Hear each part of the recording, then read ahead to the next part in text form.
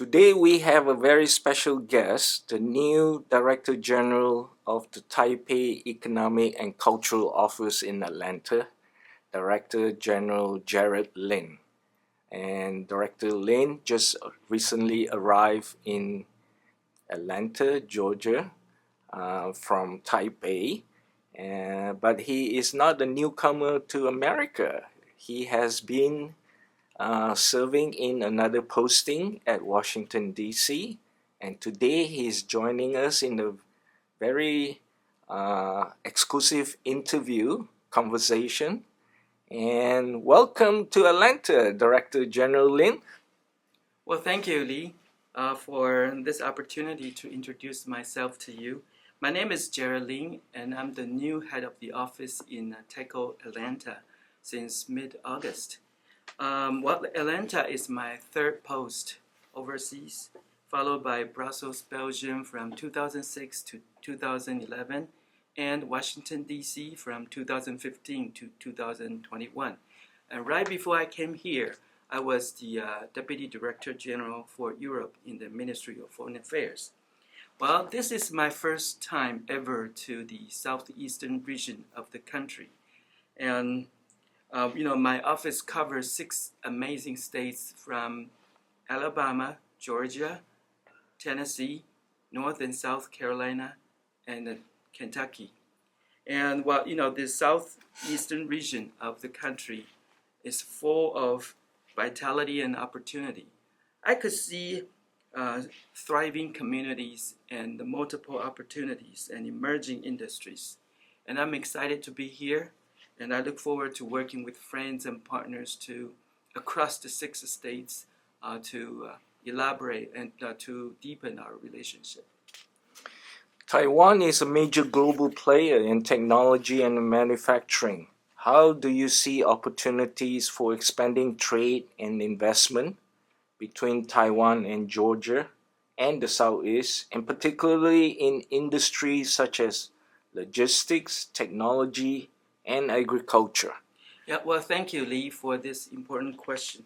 Well, Georgia is indeed the powerhouse in the southeastern region of the country, and Georgia is named as the best state to do business with for the past 7 years in a row. And so congratulations for this achievement.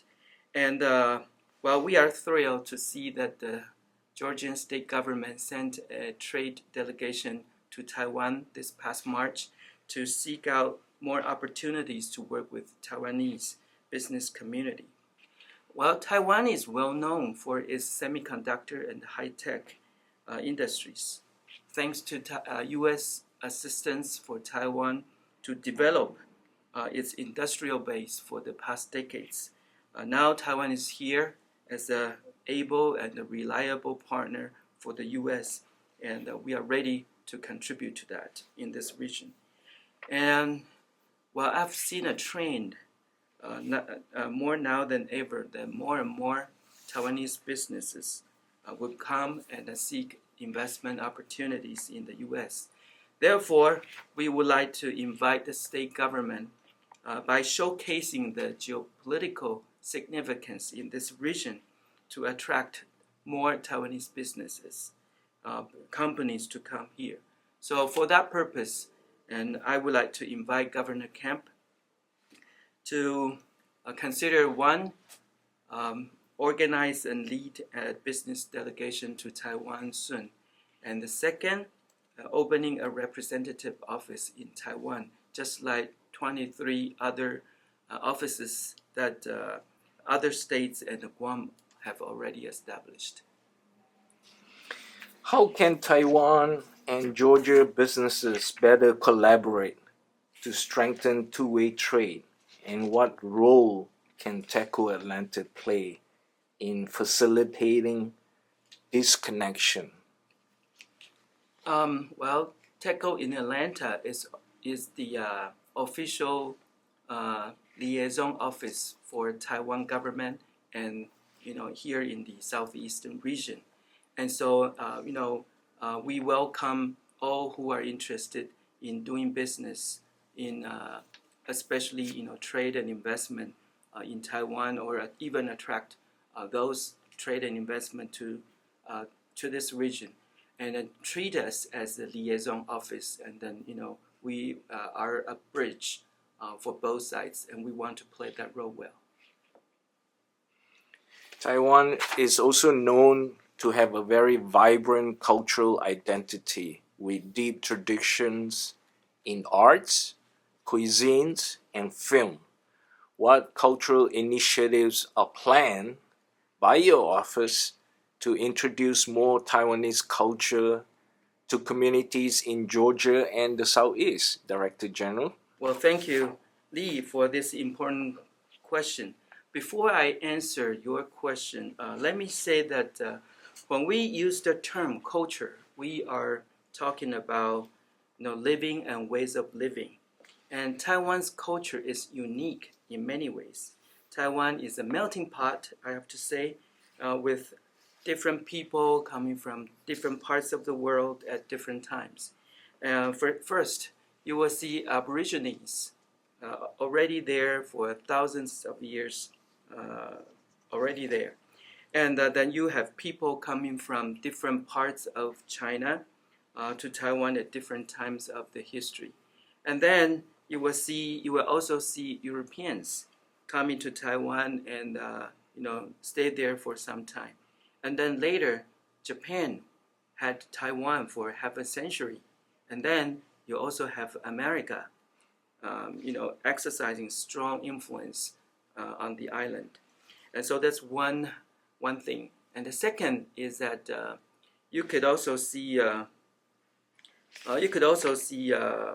Taiwan's culture cultivated and shaped by multiple religions like Confucianism, Taoism, Buddhism, Christianity, Muslim, and all that. And this influence are so well infused in a small island of Taiwan. And so even when you walk on the street in any city in Taiwan, you don't see any conflicts. You don't see any clashes between cultures, between peoples. And they all lived together in peace and make Taiwan what it is now. And second, when we talk about culture, we want to talk about languages being used as an important channel of passing cultural elements from one person to another. And in Taiwan, we speak Mandarin. Mandarin is our official language, and we write traditional characters. And every character has its rich history, passing down from generations ago. And so we are proud to say that in Atlanta, other than universities and colleges, there are 4 private institutions that offer Mandarin courses for non-native speakers. And we welcome all that are interested in the language to come learn together. And Lunar New Year is another huge event of the year, and with so many symbols rich in cultural significance. For example, family get together to have a feast on the eve of the Lunar New Year, and it's about family reunion. And on that table, there are certain things that we have to eat on that night, and there are certain things, certain food that we normally would not eat on that night. And also, red envelopes are given to the children at the time. And while during the festivities, we also see lions and dragons dancing on the street. So the next Lunar New Year will fall on February 17, 2026. And we would like to invite all who are interested in learning about the culture of Taiwan to come enjoy during the festivities there. And on top of that, we have performing troops coming in town from time to time, and we also have chefs coming from Taiwan to prepare the exquisite Taiwanese food. So they are all part of the culture, as we call it. Wow, that's excellent. We look forward to partaking some of those experiences when they arrive in Atlanta. The following question that we have is the role that educational exchanges can play in building long-term bridges between Taiwan and Georgia for future generation of leaders. Can you think of some programs that TECO Atlanta can help provide in these areas? Yeah. Thank you, Lee, for another important question. I strongly believe that the education paves the way for personal growth and personal prosperity. We all need to raise our family, and we all want to live, decent and wholesome life. And education is a strong tool to that. And a few years back, Taiwan and the U.S. signed an initiative to cooperate on education. And for learning Mandarin, for example, Taiwan's Ministry of Education offers scholarships to encourage the students from Georgia who are learning Mandarin to come to Taiwan to learn the language for a short period of time, up to 1 year maximum. And they can enhance their Mandarin proficiency by immersing into the Mandarin environment. On top of that, if the schools in Georgia need Mandarin instructors to teach in their institutions, Taiwan's Ministry of Education could help identify and send the instructors to Georgia, to universities, to college to teach. And for schools with these needs, please come and let's hear from you, and then we could work out together.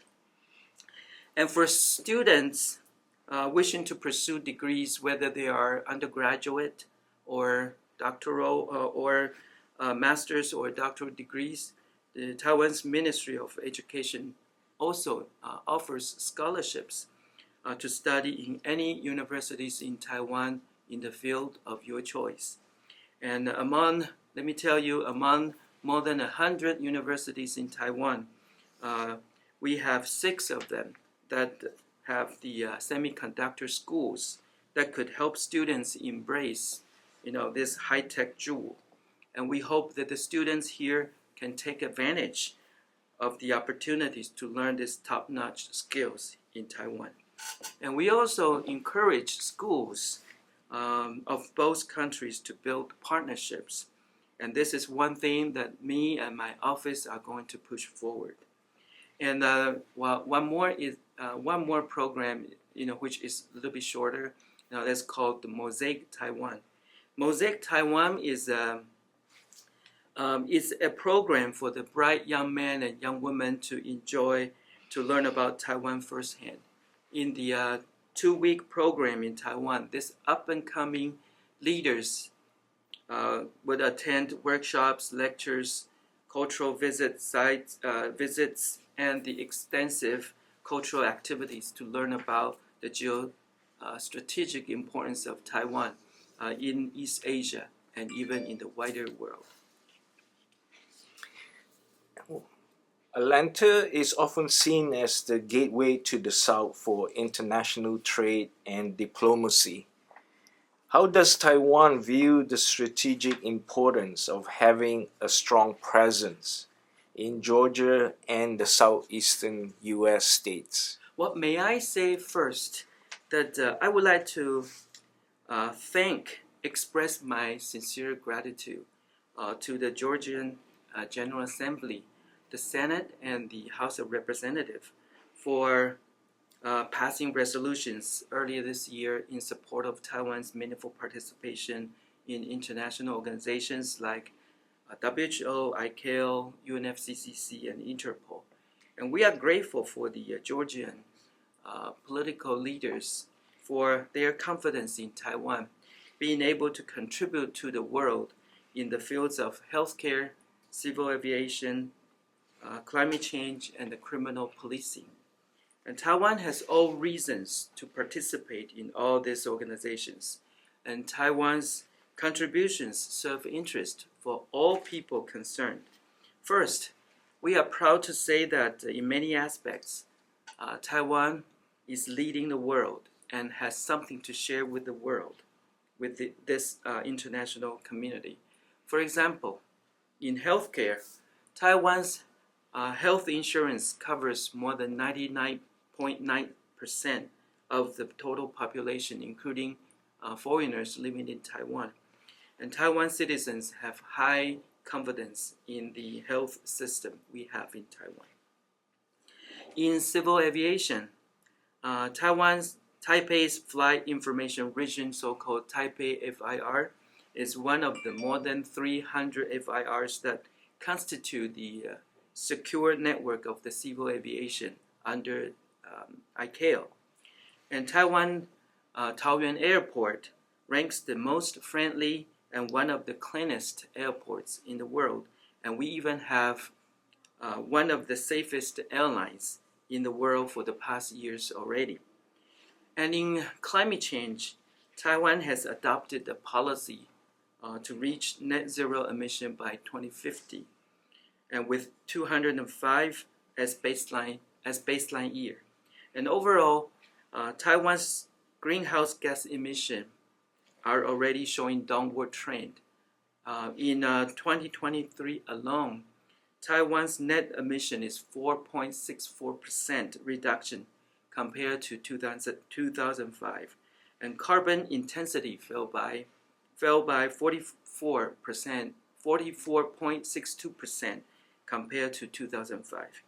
And in criminal policing, Taiwan's clearance rate of criminal cases is over 95% over the years, and that makes Taiwan one of the safest countries in the world.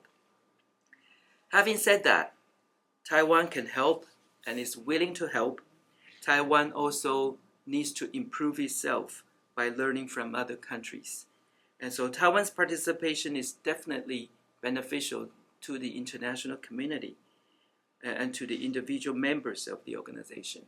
So we are calling that no political interference should manipulate the global order established by each international organizations.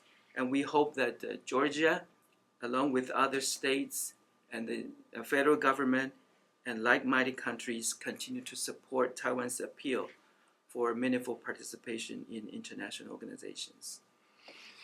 And lastly, looking ahead, Director General, what are your top priorities as during your tenure here in Atlanta in terms of promoting Taiwan-Georgia relations across trade, culture, and education? Yeah, well, this is an excellent question. But let me tell you that Taiwan's foreign policy has entered into a new era since last year, with President Lai taking office and leading the country in May 2024. Ministry of Foreign Affairs adopted so-called the integrated diplomacy, and Minister Lin has said it very well what it is.